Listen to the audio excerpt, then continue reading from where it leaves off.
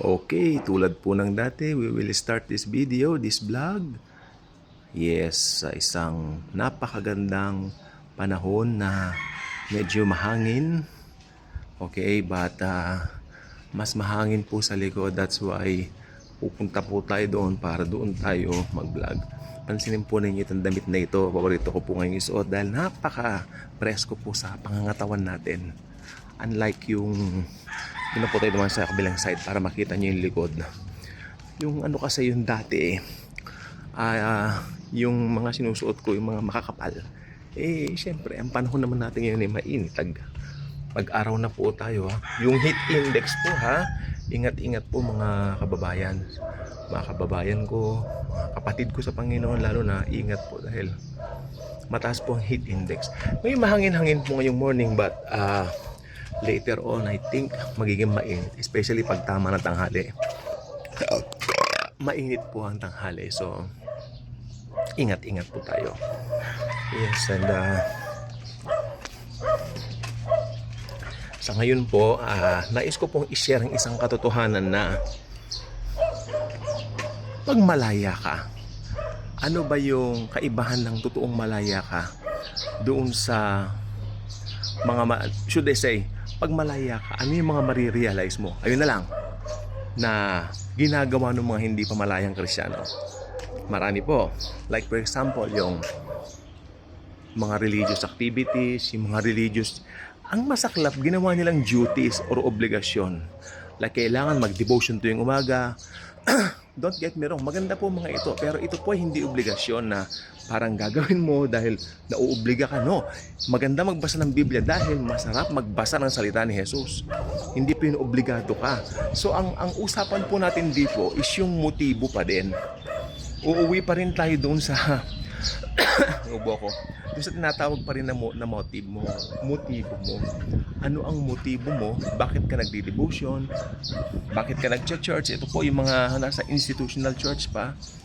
Yung mga tawag dito, yung mga taong naniniwala na kailangan magsimba tuwing linggo dahil kapag hindi raw nagsimba, nababawasan ng blessing. At pinakamasaklap, kailangan daw mag-ikapo, mag-tithes. Ang tithes po ba New Testament? I don't think so. Sa New Testament, kung ano yung pinasya ng puso mo. At saka yung tithes po, makinig pong mabuti, hindi po pera yun eh. Ito po ay mga alagang hayop, yung mga nakamkam, mga nasamsam nila, di ba? Yung mga yun, yung mga gamit, kung ano-ano pa. Pero definitely hindi po siya pera. So, malaking kaibahan po doon sa mga natututunan natin ngayon, sa mga narinig natin ngayon ng mga evangelical churches. Okay? So, when you say freedom, Galatians, patong natin yung cellphone. Galatians chapter 5 verse 1. Iikot na naman tayo doon kasi it's a very freeing verse, no, na talagang dapat nating anuhin. So, ito po tayo. Galatians 5:1. Yes. Sorry po. Ayan. Turn na with me. Galatians chapter 5 verse 1. Okay? Tignan natin. Ano ba ang nakalagay dito? Ano ba ang sinasabi ng Biblia rito? Galatians chapter 5 verse 1. Ayan. Sabi dito, it is for freedom that Christ has set us free. It is for freedom that Christ has set us free. May reminder pa. Stand firm then, and do not let yourselves be burdened again by a yoke of slavery. Is it possible that a Christian will be burdened again by yoke of slavery? Yes. Kaya ganito po yan. Hindi po ako nagsabi niya, ng Biblia po ako nagsabi yan. Maliwanag po. Kasi ganito po yan na ito ang usapan dito eh. Di ba nung hindi pa tayo born again, alam naman natin yung pinanggalingan nating religion. Hindi na po tayo magbabanggit, no? Banggitan ng pangalan. Alam naman natin yung pinanggalingan nating religion at syempre, Tapos nakakilala ka sa Panginoon, na born again ka. Nakilala mo si Jesus, yung finished work niya, nakilala mo. And then, umaten ka sa isang church, pero dahil hindi ka naman gano'ng nagsuri dito sa aklat na ito, ang Biblia, napakahalaga mong binabasa lagi ito, sige lang ng sige. At kung ano na yung practice doon, guilty po ako dyan. Ganyan din po ako dati. Kung ano na yung practice doon sa dinatnan kong church na nilipatan ko, namin, nung kami na born again na, parang tango na lang kami ng tango doon sa pastor. Wherein hanggang dumating yung time na siyempre nag-aaral kami ng scripture through the help of some preachers din na nangangaral din. Marami kami na-realize na yung mga tinuturo pa noon unbiblical and more on tradition. Kaya ang conclusion doon, umalis sa religion, doon sa kinagis ng religion, at lumipat lang sa panibagong religion. Saklap, diba? Umalis ka doon sa pinanggalingan mong religion at lumipat ka rin sa panibagong religion. So, mag-ano ka lang. Ang tawag doon? May tawag doon kumbaga lumipat ka lang, parang gano'n. Kumbaga nagronda ka lang ng paikot. May tawag doon parang ano ka. Parang umiikot ka lang, no? Parang nag-ano ka lang. Yes.